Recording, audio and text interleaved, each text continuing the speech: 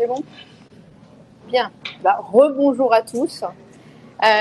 Donc on est là avec Morgane pour évoquer avec vous les points, enfin les questions que vous devez vous poser quand vous êtes alors expatrié français ou français à l'étranger, puisqu'on a bien compris qu'il y avait une distinction entre les deux notions. Quand on parle d'expatrié, pour nous, c'est vraiment au sens large du terme, c'est-à-dire hors de la patrie. En deux mots, nous on est un cabinet d'avocats implanté à Paris. On est une trentaine, je vais préciser, donc on est deux des associés. Et on s'est aperçu, en fait, en discutant, on fait beaucoup de droit international, ce qu'on appelle droit international privé, je vous expliquerai, c'est-à-dire dès lors qu'il y a un élément d'extranéité, c'est-à-dire une nationalité étrangère, ou je pars m'installer ailleurs, voilà, tout ce qui est extérieur en tout cas. Et on s'est rendu compte, parce qu'on fait aussi partie d'associations internationales d'avocats, en fait, les Français qui quittent la France, d'accord, et qui sont expatriés, ne réalisent absolument pas que potentiellement, où ils se mettent en danger, où ils n'ont pas anticipé des choses importantes sur le plan familial. Non. Par exemple, et on en dira deux mots, mais c'est pas. Je me dis, je suis à l'étranger, je décède. On dit, c'est pas grave, c'est la loi française qui va s'appliquer, parce que je suis français. Pas du tout. D'accord, je ne vais pas rentrer dans les détails, puisque c'est Morgane qui va vous présenter cette partie. Mais ça veut dire que vous divorcez, vous dites, en fait, c'est pas grave, hein, moi je suis français, il ne va rien se passer. Pas du tout. Voilà. Donc vous vous soumettez à la loi du pays dans lequel vous allez.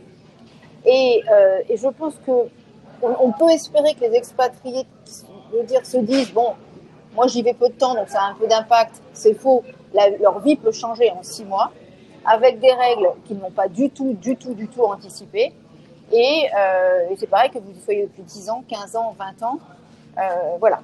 Donc, on a fait ce constat-là, et on a fait le constat que souvent les gens ne se rendent même pas compte de leurs besoins. Donc, on s'est dit, avant de dire, nous, on est là, parce qu'on est un avocat, un cabinet qui ne fait que du droit de la famille, avant de vous dire, on est là pour vos besoins, en fait, il faut vous dire quels sont vos besoins et que vous puissiez vous poser les bonnes questions et que vous rendre compte que peut-être que tout va bien.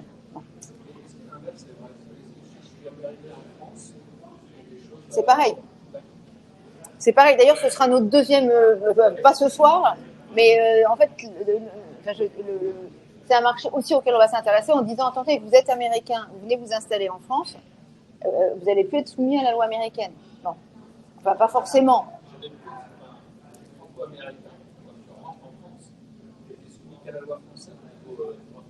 Alors, vous allez voir. En fait, ça dépend de plein de règlements qui se jouent.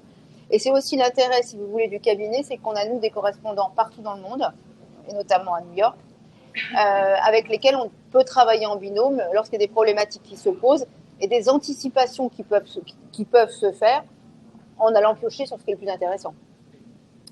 Alors, voilà. Donc, le droit international privé de la famille, je vous ai expliqué. Et alors, les questions qui vont se poser globalement, c'est OK, je suis à New York. Nous sommes à New York. Et à l'inverse, ce sera pareil si vous allez en France. Vous dites, moi, je suis française, si jamais je dois divorcer, quelle est la juridiction qui va s'appliquer à moi? Potentiellement, il y en a deux. Et la juridiction française parce que je suis français, et la juridiction américaine parce que je vis aux États-Unis, et que quasiment, il faut avoir en tête que le critère clé pour beaucoup de choses, c'est la résidence. Voilà. Et donc après, par exemple, vous pouvez avoir des courses à la juridiction, savoir quel est le tribunal qui va être saisi le premier. Et alors on se dit, quel est le tribunal qui va être saisi le premier? C'est important parce qu'il va appliquer sa loi. Mais pas du tout. C'est-à-dire qu'un juge, vous saisissez le juge français parce que vous êtes français et que vous dites que c'est plus simple, bon, puis accessoirement, je crois que c'est moins cher. Mais le juge français, il va appliquer la loi américaine. Mais il l'appliquera de manière un peu plus favorable que le ferait un juge américain. En revanche, le juge américain, il n'appliquera jamais la loi française. Les Anglais, les Américains, ils ont deux règles dans la vie. On n'applique jamais la loi des autres, mais la nôtre. Ça, c'est clair. Voilà, donc vous voyez, quelle sera la loi applicable et comment vont circuler les actes. Si je fais un testament, comment on fait pour que ce soit reconnu partout? Si j'ai une décision de divorce, par exemple, comment on fait pour que ce soit reconnu partout? Enfin, je veux dire, il y a vraiment énormément de questions qui se posent. Voilà. Alors, avant de vous parler du contrat de mariage, en fait, on n'a pas fait de slide sur le divorce et la séparation, mais c'est vraiment important. Enfin, je ne souhaite pas que ça vous arrive, mais ça peut arriver. Si vous divorcez, d'abord, il va falloir, c'est là ce que je vous disais tout à l'heure, quelle est la juridiction compétente. Imaginez que vous avez un contrat de mariage, on y reviendra après, et que vous vous dites, moi je préfère, je suis la femme, d'accord, contrat de séparation de biens, je préfère divorcer à New York, parce qu'à New York, le régime, alors, il se trouve qu'à New York, il est reconnu le régime de séparation, mais je suis en Floride, le régime de séparation, mon mari a gagné, ou ma femme, hein, ça peut être l'inverse, mais a gagné 300 millions, en France j'ai zéro, aux États-Unis globalement j'ai la moitié. Autant vous dire que le choix de juridiction est vite fait dans cette voilà. Donc, si, alors il y a d'autres choses en France qui sont la prestation compensatoire. Je vais y venir, mais c'est un autre règlement. Le problème, c'est que sur le régime matrimonial, on y verra après, il y a d'autres règles qui s'appliquent, qui permettent justement un contrat de mariage. Alors, c'est bien ou c'est mal, ça dépend toujours de là où on est, d'être reconnu ou de ne pas l'être. Bon, et ça, on en parlera après. Mais par exemple, donc je divorce, il y a le problème de ce qu'on appelle la liquidation du régime matrimonial, c'est-à-dire comment on organise le partage de nos biens. Il y a aussi le problème, comme vous le soulevez, des obligations alimentaires. C'est-à-dire, j'ai été mariée 30 ans, j'ai jamais travaillé. Alors, parfois, je prends des situations qui sont d'ailleurs assez courantes, mais qui peuvent paraître comme ça caricaturales. Ça peut être un peu moins, j'ai jamais travaillé, je divorce, qu'est-ce qui se passe? D'accord? Il se passe qu'en France, par exemple, il y a ce qu'on appelle la prestation compensatoire. C'est-à-dire qu'on indemnise celui qui, on apprécie la disparité de revenus et de patrimoine. Bon. Aux États-Unis, les choses se règlent différemment. D'accord? Il y a une espèce de rente, mais il n'y a pas ce capital. Bon. Mais on se dit, alors, je vais faire mon choix. Et là, pas du tout, on ne peut pas faire son choix, parce que la loi qui va s'appliquer, c'est la loi de la résidence. D'accord? Donc, de toute façon, quoi qu'il arrive, si je viens, et même si je vais divorcer devant le juge français, il appliquera la loi américaine. Alors, évidemment, tout ça est toujours un peu plus compliqué, mais vous voyez ce qui peut se jouer. Mais c'est un règlement particulier. Et il y aura aussi un autre règlement sur les enfants. Sur les enfants, j'ai des enfants. Je me dis, tiens, il vaut mieux que j'aille dire, si je suis le mari, j'ai un contrat de séparation de biens, j'ai intérêt à filer en France. Même pas d'ailleurs, à prendre un avocat français, à saisir le juge français tout de suite, d'accord, pour que ce soit la France qui soit compétente. Mais les enfants, ça se réglera quand même aux États-Unis. Parce que les enfants, la compétence, d'accord, sauf choix des parents, c'est toujours le lieu de résidence. Alors c'est vrai que si jamais vous avez saisi le juge français, il peut y avoir un accord des parents pour que tout soit réglé par le juge français. Mais encore une fois, cette décision, elle va s'apprécier en tenant compte de l'intérêt de chacun. Et au moment où on divorce, en fait, les intérêts sont plutôt divergents en général. Voilà. Donc vous voyez, les règles de compétence, les règles de loi applicables sont très variées et ça complexifie évidemment les choses, sachant qu'il y a des réponses pour tout, les avocats répondent, il n'y a pas de problème. Mais ça, on ne l'a pas forcément en tête. Il y a des pays, je vous dis pour la petite histoire, par exemple en Australie, il n'y a pas besoin de se marier pour avoir les mêmes droits. Donc vous avez un couple de concubins qui arrive en Australie et monsieur décide de quitter madame en disant, ou le contraire, je crois que c'est, ça va rien me coûter. Ah bah si, en fait, ça va te coûter la moitié de ton patrimoine. Voilà. Parce qu'ils appliquent les mêmes règles. Donc vous voyez, il faut vraiment, je ne sais pas depuis combien de temps vous êtes impliqué à New York, si pour le coup vous êtes appelé à bouger, mais sachez que dans chaque pays, en fait, à chaque fois qu'on va dans un pays, on s'intéresse aux règles du pays et comment ça peut se jouer avec vos propres lois. Alors, l'autre question, c'est quel est mon régime matrimonial? Parce que ça, c'est vraiment la question qu'il faut se poser. D'accord? Où je pars à l'étranger. Alors, l'idéal, évidemment, c'est d'anticiper. Mais comme nous n'étions pas là sur vos chemins de vie pour vous permettre d'anticiper, il n'est pas trop tard encore pour le faire. Quel est mon régime matrimonial? Alors, mon régime matrimonial est-il reconnu à l'étranger? Comment protéger mes enfants dans un contexte international? Et on en parlera tout à l'heure, mais par exemple, les deux parents décèdent. Si l'enfant, vous n'avez rien prévu, potentiellement, il est placé. parce que votre famille ne pourra rien faire et tout. Quelles sont les lois civiles et fiscales applicables à ma succession et comment faire un testament ou une donation depuis l'étranger. Je vais vous faire les 2 premiers et Morgane vous fera les 3 derniers. Alors, mon régime matrimonial. Un régime matrimonial, c'est assez simple, on va définir ce qui est acquis. Alors ça, théoriquement, c'est simple, ça peut être un peu plus compliqué puisque vous avez des régimes de séparation de biens. Vous avez globalement les 2 régimes. C'est le régime de séparation de biens, le régime de communauté légale. Il y a d'autres régimes et puis il y a des aménagements que l'on peut faire et tout ça. Si jamais vous ne prévoyez pas de contrat de mariage, c'est le régime légal du pays, de votre pays qui s'applique, vous verrez. Donc, par exemple, en France, si vous ne prévoyez pas de régime légal, vous êtes soumis au régime de communauté légale. Vous allez voir, ça peut évoluer. Ça, c'est les pays qui reconnaissent, qui sont des pays de séparation de biens. Et vous avez alors, il y a plein d'autres pays, on n'a pas tout fait. Là, voilà. Donc la séparation de biens, c'est globalement chacun pour soi. Sauf qu'en France, tous les époux qui se marient sous le régime de la séparation de biens fonctionnent exactement comme s'ils étaient mariés sous le régime de la communauté, ce qui simplifie la vie de tout le monde. Et la communauté, en revanche, ils font le contraire. Mais voilà. Et là, ce qui peut être extrêmement préoccupant, c'est justement souvent quand vous êtes marié sous un régime de séparation de biens.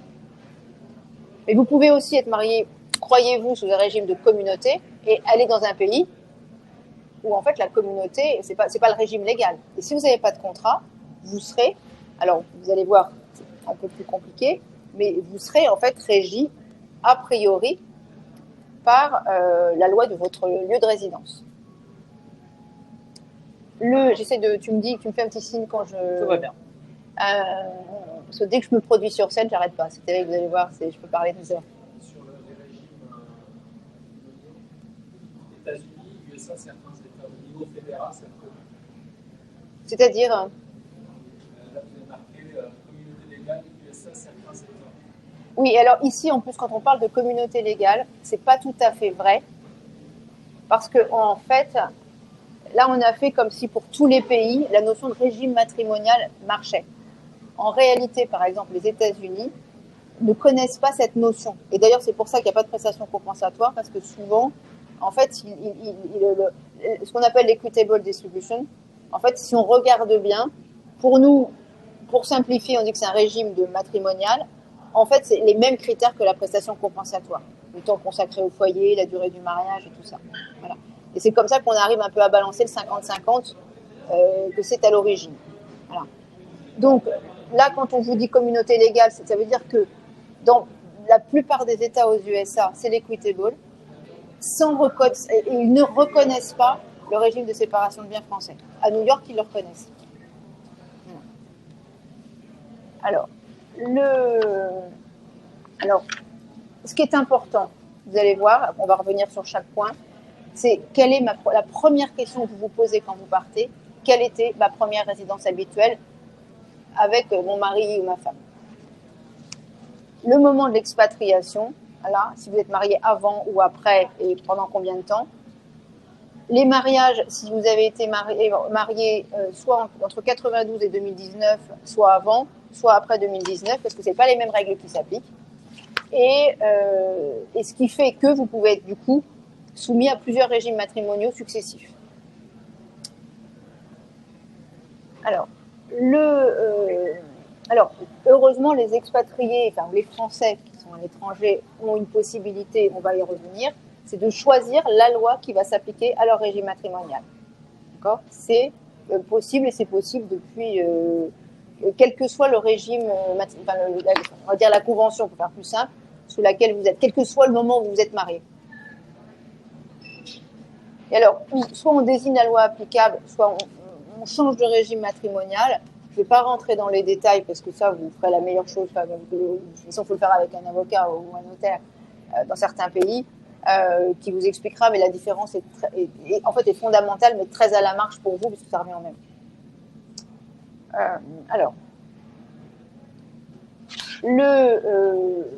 Voilà, donc c'est ce qu'on a dit là, on reprend nos conseils. Donc, comprendre votre régime matrimonial et ses implications, l'évaluation initiale, dire quand est-ce que vous vous êtes marié, les conséquences patrimoniales.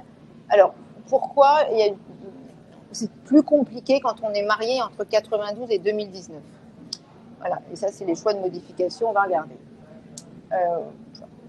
Voilà, pourquoi est-ce que c'est plus compliqué? Parce qu'il y a une convention de la Haye, pour les époux mariés entre 92 et 2019, puisque après il y a eu un autre règlement européen et qui s'applique pour les époux mariés à partir du 1er janvier 2019. Entre 92 et 2019, la règle qui s'applique, elle paraît très compliquée comme ça, mais quand on a l'habitude, elle est très piégeante. C'est votre régime matrimonial, d'accord, va être celui de votre première résidence. Voilà. Il y a des gens qui savent vivre. Voilà. Donc, j'ai pas fait de contrat de mariage, parce que sinon ça change la donne. Enfin, je suis français, donc mariée sous le régime de la communauté légale, parce que j'ai pas fait de contrat de mariage. Je décide d'aller m'installer, enfin le couple décide d'aller s'installer dans un pays qui est plutôt un régime de séparation de biens. Voilà. Il va s'installer. Si jamais les deux époux ont aussi la nationalité de ce pays, au moment où ils mettent les pieds sur le territoire, leur régime matrimonial devient celui de ce territoire. Si les deux époux n'ont pas de nationalité commune dans le pays où ils s'installent, dans cette hypothèse, il faut qu'ils restent 10 ans dans le pays et au bout de 10 ans, ce sera ce régime matrimonial-là qui s'appliquera. C'est assez piégeant quand on fait l'inverse. C'est-à-dire, je vis à New York, d'accord, et je décide de venir en France. Les deux ont la nationalité française, c'est le régime de communauté légale qui va s'appliquer. Et ça donne d'assez mauvaises surprises, notamment pour les chefs d'entreprise qui se retrouvent soumis à une communauté légale alors qu'ils ont constitué un patrimoine très important. Donc ça, il faut être très vigilant à ce point-là, et vous allez voir, évidemment, on peut le résoudre. Et comment est-ce qu'on le résout? On le résout en anticipant, c'est-à-dire que quand je me marie, ou après, vous pouvez le faire encore, vous allez, c'est ce qu'on disait, choisir, faire un choix de loi, et dire choisir votre régime matrimonial. Alors, on le fait, par exemple, on croit qu'on le fait en faisant un contrat de séparation de biens français. Je fais un contrat de séparation de biens français, mais c'est tout. Je vais vivre dans un État qui ne reconnaît pas ce contrat de séparation de biens, ça ne marchera pas. Pourquoi ça ne marchera pas? Parce que le contrat de séparation de biens français n'est pas fait selon des formes qui sont reconnues aux États-Unis. Aux États-Unis, pour qu'un contrat marche, d'accord, ce qu'ils appellent les contrats prénuptiaux, pour que ça marche, il faut financial disclosure, c'est-à-dire que tout le monde, enfin que chacun soit complètement transparent sur sa situation et que chacun ait un conseil indépendant. Le contrat de mariage français, c'est un notaire qui explique pas aux parties, enfin, c'est une catastrophe. Et donc les gens ne savent même pas, ils se divorcent, ils se disent je ne savais pas que j'étais mariée sous le régime de séparation de biens, je n'ai pas compris ce que c'était. C'est lui maître et j'ai pas eu le choix. Toujours victime. Et voilà. Et donc, aux États-Unis, on considère que ça n'est pas applicable. Et on arrive, je vous le dis, avec des catastrophes terribles, avec un partage par principe par moitié, alors que celui qui avait eu l'intérêt au régime de séparation de biens n'entendait pas du tout partager son patrimoine. Non.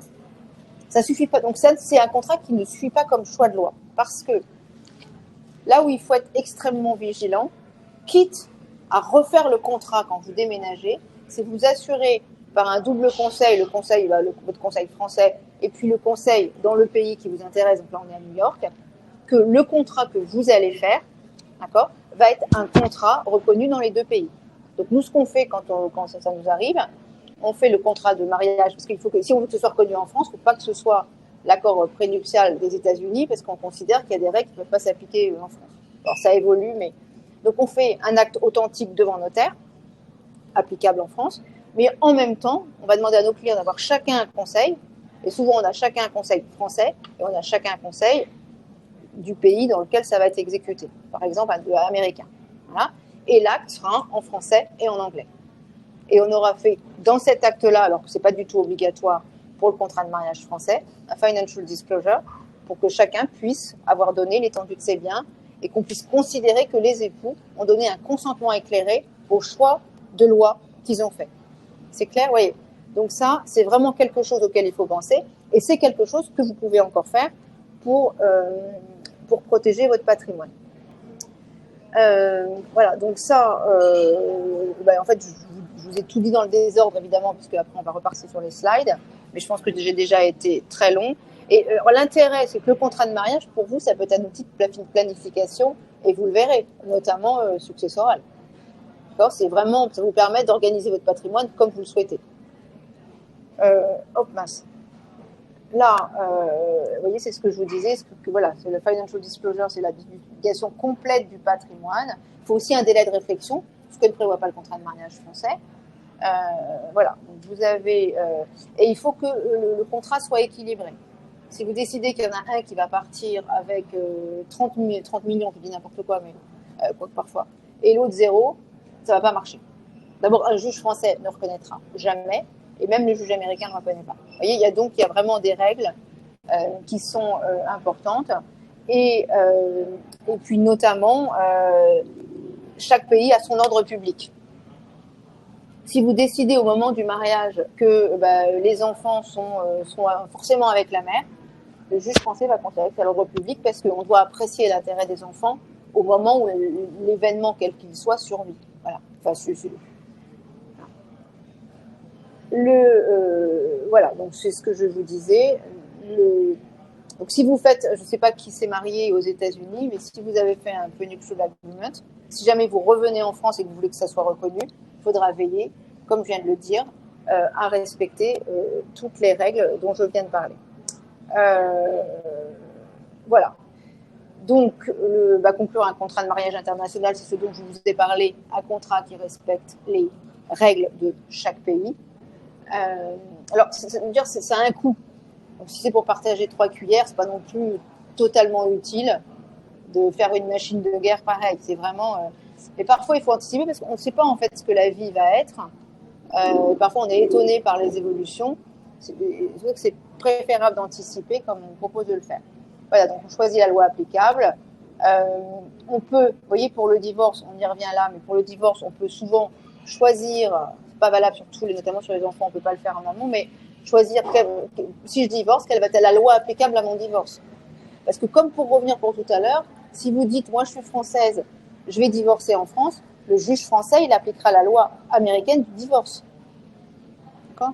Alors, mais si vous divorcez aux États-Unis, comme je vous l'ai dit, soyez tranquille, il n'appliquera pas la loi française du divorce. Et la loi française du divorce, c'est sur le principe du divorce. Voilà, donc je peux aussi choisir cette loi applicable à mon divorce. Je peux choisir la loi applicable aux obligations alimentaires. Évidemment, tout ça est encadré par des conditions strictes et prévoyez toujours une compensation financière, puisque globalement, il y a cette recherche d'équité qui est assez transversale au monde. Voilà. Alors, faites pas 50 000 contrats. Vous dites pas, parce que ce sera toi, vous dites pas, tiens, pour être sûr, je vais faire un contrat de mariage français, bien pour mariage, et puis je vais faire un prenup aux États-Unis. Faites surtout pas ça. Parce qu'au moment, qu'est-ce qui s'applique? Et évidemment, on aura tendance à appliquer le dernier qui a été fait. Voilà. Donc, compte tenu de vos situations, il faut vraiment que vous ayez un contrat qui va tout prévoir, qui soit fait selon les règles, et que en fait, vous anticipiez tout ce qui peut jalonner votre vie. Voilà, donc j'ai terminé et c'est à toi. Super. Je te laisse ma place? Ouais, ça va peut-être. Et si vous avez des questions, on fait sur les successions, et après, si vous avez des questions, d'accord, n'hésitez pas à nous les poser.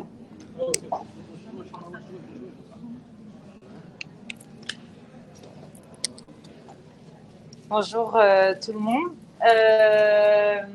Alors, je vais aborder les 3 dernières questions. Donc, la 3e, c'est comment protéger ses enfants dans un contexte international. Ensuite, ça sera comment faire un testament à l'international. Et la 3e, comment faire une donation à l'international. Donc, concernant la 3e question, donc, comment protéger mes enfants dans un contexte international. 2 possibilités, 2 malheureusement hypothèses de la vie, c'est en cas de décès ou d'incapacité ou en cas de séparation. Donc d'abord, en cas de décès ou d'incapacité, encore une fois, et on est assez juriste, donc il y a plusieurs à chaque fois catégories, sous-catégories, mais en cas de décès ou d'incapacité, la première chose, c'est de savoir si l'enfant est né ou pas. S'il n'est pas né, attention à bien conseiller le papa, le futur papa, à faire une reconnaissance préalable de l'enfant auprès des autorités françaises. Pourquoi? Parce que en fait, ça va établir le lien de filiation. Ce qui fait que s'il décède avant que l'enfant naisse, il sera reconnu comme père de l'enfant. Ça, c'était pour donc, les reconnaissances des enfants à naître. Et sinon, s'il ne fait pas cette reconnaissance prénatale, la mère va devoir ensuite démontrer ce qu'on appelle la possession d'état, c'est-à-dire qu'il s'est comporté comme s'il était réellement le père quand elle était enceinte, sachant qu'il y a des conditions très strictes qui sont applicables à la possession d'état. Donc, autant que possible, il faut veiller à déclarer l'enfant avant la naissance. Ensuite, si l'enfant est né, il est possible de faire donc, ce qu'on appelle une désignation de tuteur, c'est-à-dire que si demain donc, le père ou généralement les deux parents décèdent, on se demande où vont aller les enfants, sachant qu'on est dans un pays expatrié, donc là on a New York, donc l'exemple de New York est fréquent, mais donc si demain il arrive quelque chose aux parents, vers qui les enfants vont aller, sachant que généralement la famille, les grands-parents, les oncles, les tantes, le parrain, les marraines, les amis proches, soit sont aux États-Unis, là en l'occurrence ici, soit en France. Donc on peut faire cette anticipation en faisant ce qu'on appelle une désignation de tuteur.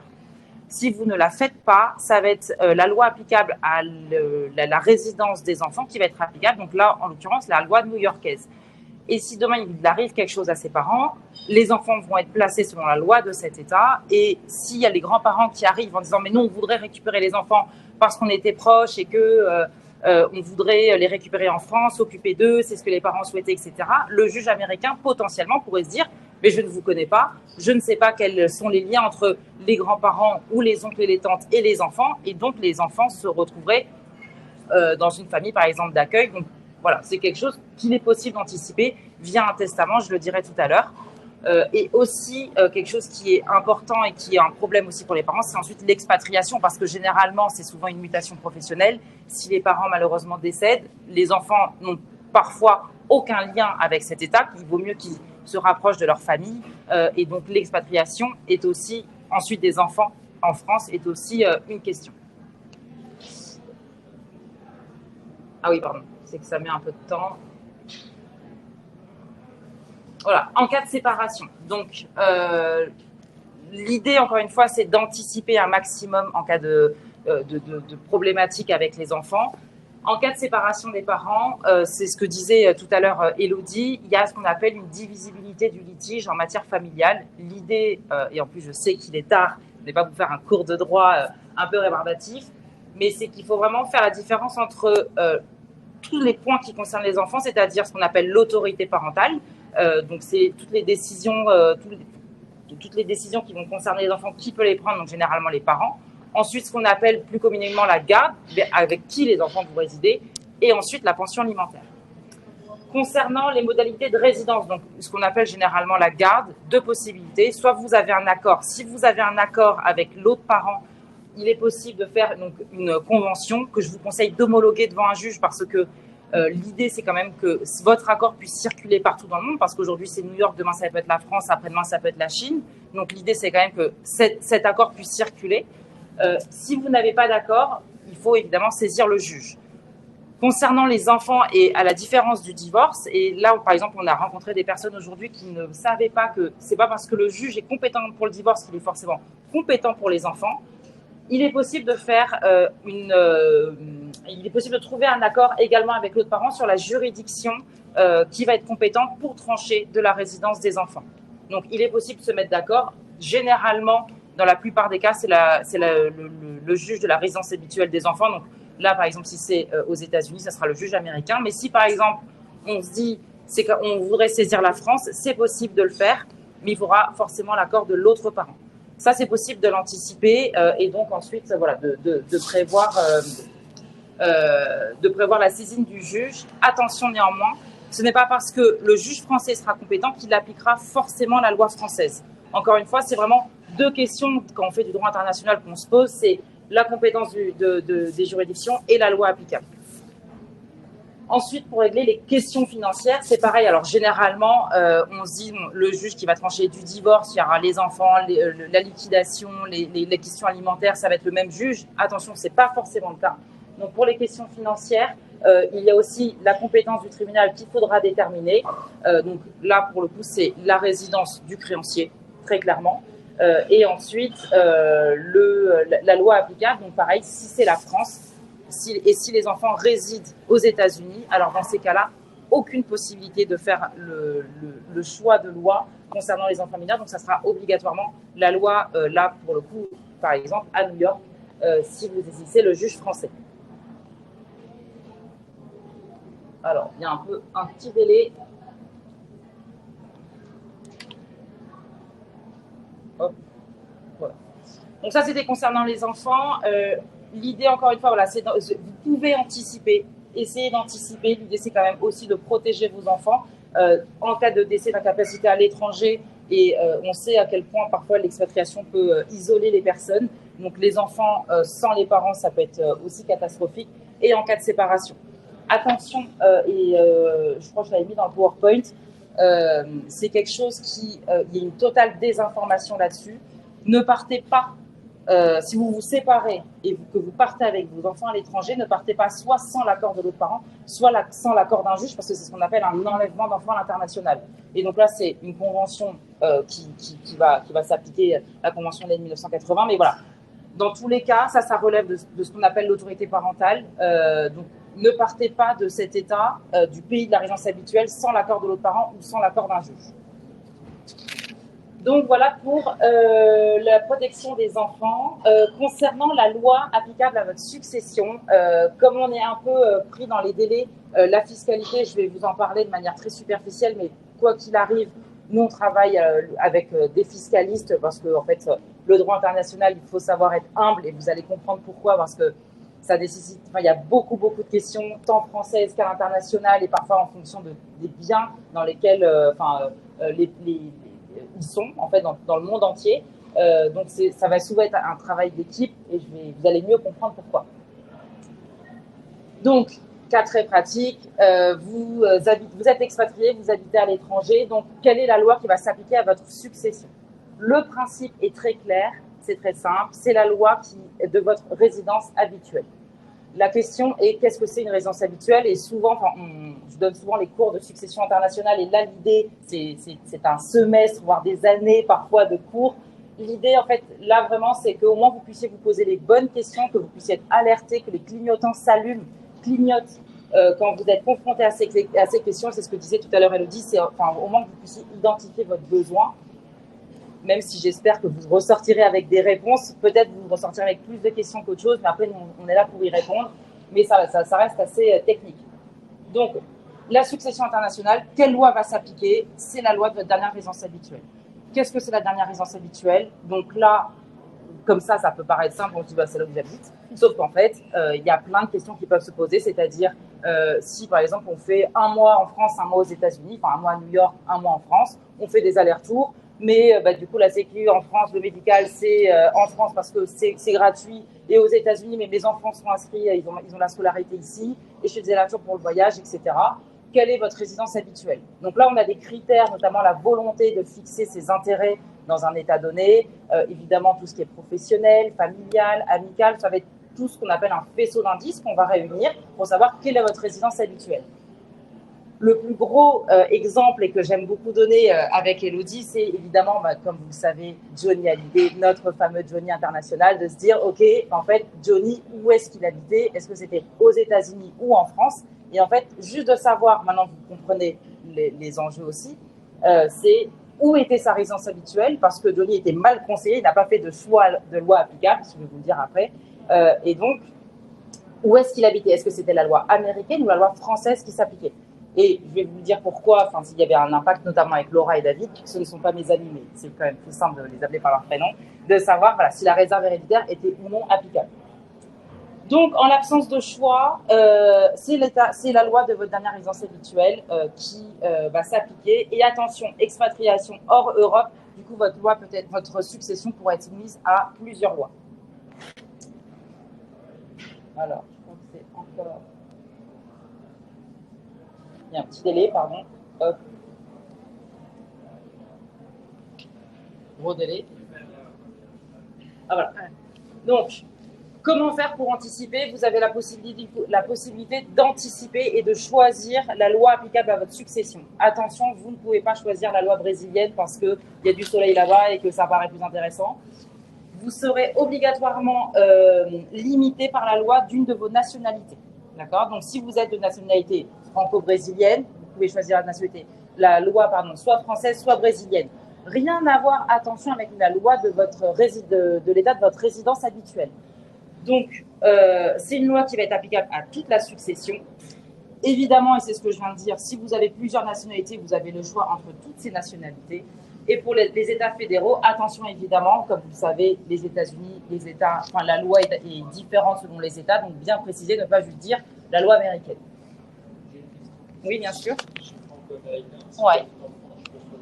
Évidemment. La loi française ou la loi américaine. Exactement. Et alors là, pour vous donner un petit exemple, pour moi, ça a été passionnant. Donc, c'est une dame qui est venue me voir, qui était de nationalité anglaise et qui allait obtenir la nationalité française. Elle voulait faire un testament et ses héritiers étaient dispatchés partout dans le monde, c'est-à-dire au Canada, à New York, en Écosse, en France et au Brésil, pour le coup. Et elle me demandait comment faire pour que mon testament puisse être reconnu partout dans le monde, sachant que je ne veux pas juste que ça soit un bout de papier et qu'ensuite ça soit la guerre ou que c'est aussi le rôle de l'avocat de faire en sorte que la volonté du futur défunt puisse être respectée et appliquée. Et c'est là, et alors normalement c'est peut-être la prochaine slide, non. Non. Donc attention pour le testament, il faut l'idée de toute façon, quoi qu'il arrive. Encore une fois, je ne vais pas vous faire un détail avec les conditions, etc. Personne ne les retient et moi non plus je ne les retiens pas. L'idée c'est quand même de premièrement savoir où sont les personnes que vous voulez faire bénéficier de votre succession. 2, où sont vos biens. 3, quoi qu'il arrive, il faudra de toute façon consulter un professionnel parce que ce professionnel-là va aussi consulter les avocats ou notaires des autres États pour, encore une fois, être certain que votre testament puisse circuler. Le testament, on se dit, OK, mais qu'est-ce que c'est? Est-ce que je peux prendre un relevé bancaire? Je suis chez moi, je prends un papier blanc, je le mets dans mon iPhone, dans Notes. Est-ce que ça fonctionne? Non. Quoi qu'il arrive, encore une fois, l'idée, c'est d'anticiper un maximum et donc de le faire. Généralement, c'est ce qu'on conseille, de faire un testament authentique, notamment si vous avez des biens immobiliers en France et que vous habitez aux États-Unis. À un moment, si vous arrive quelque chose, votre succession s'ouvre aux États-Unis, qu'est-ce qui va se passer des biens en France? Un notaire va ouvrir le dossier, quel que soit le notaire aussi. Le testament sera enregistré au fichier national des dernières volontés, donc c'est un fichier central national où on va voir votre testament et à partir de ce moment-là, on pourra voir les dernières volontés et ce que vous avez souhaité pour votre succession. Ça veut dire que si je choisis le testament américain, j'ai le droit de déshériter les enfants. Alors, c'est le cas de Johnny. Exactement, c'est le cas de Johnny. Alors, comme vous le savez, encore une fois, l'idée, c'est pas de faire un cours en succession, mais en France, on a ce qu'on appelle la réserve héréditaire. Donc, qu'est-ce que c'est? C'est une portion de votre succession, des droits dans votre succession, où on ne peut pas aller en deçà parce qu'on protège ce qu'on appelle les héritiers réservataires. Donc, généralement, les enfants, s'il n'y a pas d'enfants, ça peut être le conjoint survivant. Là, je raisonne de manière très hexagonale franco-française, mais la réserve héréditaire, en gros, c'est ça. On ne peut pas déshériter ses enfants. D'accord? Johnny Hallyday, l'enjeu du dossier, c'était notamment David Delora qui disait « Non, mais attendez, nous, on n'a rien. Il a tout donné à Laetitia. On a été déshérité. Comment on peut faire pour faire rétablir les choses ?» Et donc, quelle est la loi qui va être applicable à la succession? Maintenant que vous êtes au taquet en droit des successions, la loi applicable en cas d'absence de choix de loi, c'est la loi de la dernière résidence habituelle du défunt. Donc, on a eu, je le dis, mais je vais faire vite, mais en gros, c'est à Nanterre, c'est le tribunal judiciaire de Nanterre qui a rendu une décision qui fait 20 pages, ce qui n'arrive jamais dans le dossier de Monsieur X, uniquement sur la compétence. Et je vous le dis parce que la décision est assez drôle à lire, parce qu'ils ont repris tous ces déplacements Instagram, Snapchat, en train de calculer à la minute près la présence de Johnny, sachant que je pense qu'il y avait aussi, je n'étais pas dans le dossier, mais un peu, c'est notre Johnny à nous, il faisait ses concerts, et puis on a fait il est mis dans le jugement l'hommage national qu'il a eu, etc. On n'a pas eu la réponse finale, parce que ensuite les enfants et Laetitia ont trouvé un accord, mais en tout cas, la France a dit que sa résidence habituelle était en France. Voilà, la réponse à la question. Donc, Par rapport à la réserve héréditaire, oui, si demain vous êtes franco-français, franco-américain, pardon, le lapsus. Vous souhaitez déshériter vos enfants, c'est possible, parce que si vous choisissez la loi américaine, ça sera possible. Étant précisé que il y a depuis 2021 ce que David et Laura n'avaient pas pu faire, ce qu'on appelle le prélèvement compensatoire. Ça veut dire que, alors ça répond à des critères quand même assez stricts, je ne vais pas vous les détailler parce que voilà, on a tous envie d'aller boire un verre de rouge, je pense, mais le prélèvement compensatoire, ça répond à des conditions strictes et ça permet justement de préserver quand même les héritiers réservataires, de prélever en France des biens sur la succession pour pouvoir un peu combler et pas être déshérité totalement. Bon, alors, déjà, ça nécessite qu'il y ait des biens en France, ce qui n'est pas toujours le cas.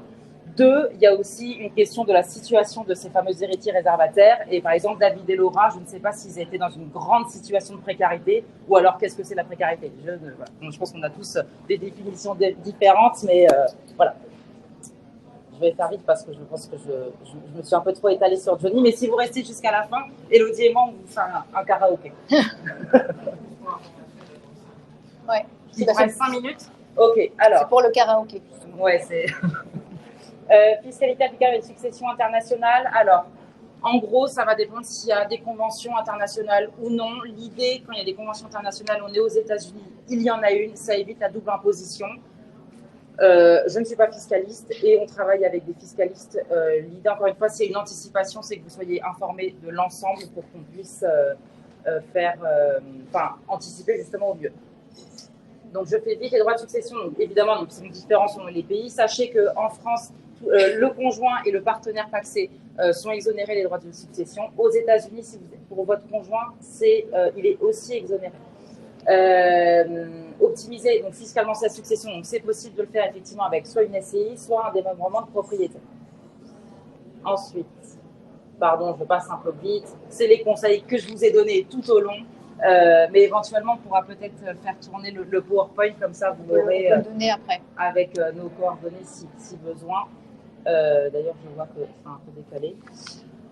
Ensuite, comment faire un testament ou une donation depuis l'étranger. Donc, on y a un peu répondu tout à l'heure. Je suis désolée, j'ai été du coup un peu dans le désordre et j'ai anticipé.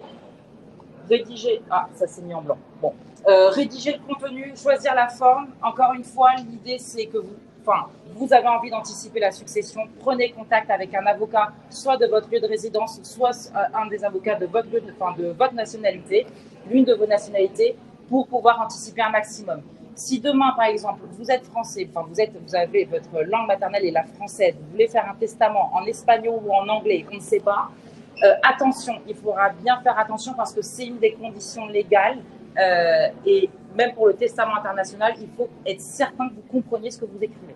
Et en fait, par exemple, il y a un arrêt de la Cour de cassation qui est tombé où même en présence d'un interprète, le testament a été, il y a eu une nullité du testament parce qu'on ne savait pas exactement si l'interprète traduisez bien. Le testament à deux, donc ça, alors en France c'est interdit, ça veut dire que vous et votre épouse vous dites ok, on se donne mutuellement si l'un meurt avant l'autre, donc ça c'est interdit en France. Pour les donations, donc c'est anticiper encore une fois et préparer un maximum sa succession. Il est évidemment possible de le faire depuis la France et à l'étranger. Encore une fois, l'idée c'est que ça puisse circuler un maximum et donc l'idée c'est si vous avez un bien à l'étranger, c'est quoi qu'il arrive de consulter un notaire ou un avocat sur place pour savoir si la donation va être effective et qu'elle va bien pouvoir se réaliser. Ensuite, j'anticipe un peu, de toute façon, il y a la donation partage qu'il est aussi possible de faire donc, et la donation entre époux. Donc tout ça, tout est possible de faire en réalité. Vraiment, l'idée des clignotants, c'est de ne pas vous dire je fais les choses de mon côté et à un moment ils vont se débrouiller. Si vous voulez vraiment anticiper, c'est possible. Il faut avoir les expertises de chacun. Ça va nécessiter un vrai travail d'équipe aussi pour qu'on puisse vous conseiller au mieux et anticiper comme vous souhaitez réaliser vos souhaits. Et normalement, on est bon. J'ai tenu les 5 minutes. T'as vu ? Merci beaucoup. Merci.